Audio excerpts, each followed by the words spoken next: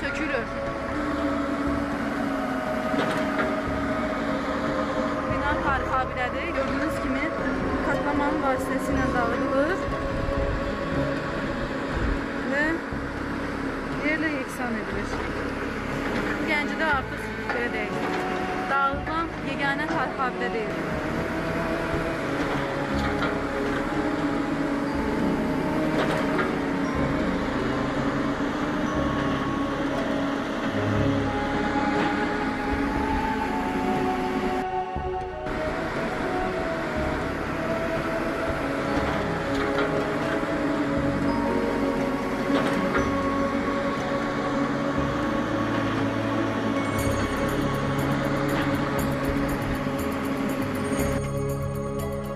Artıq Cavad xan dəftərxanasının yerində xarabalıq var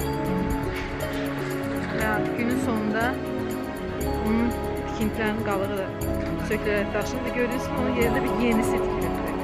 Yəni artıq yeni bir bina güya Cavad xanın dəftərxanasıdır. Halbuki bu heç də 2 əsr bundan öncə yox, məhz bugün bir neçə gün öncə tikilmiş bir tikilidir. Bu isə Cavad xanın dəftərxanasına qalan dağıntılar.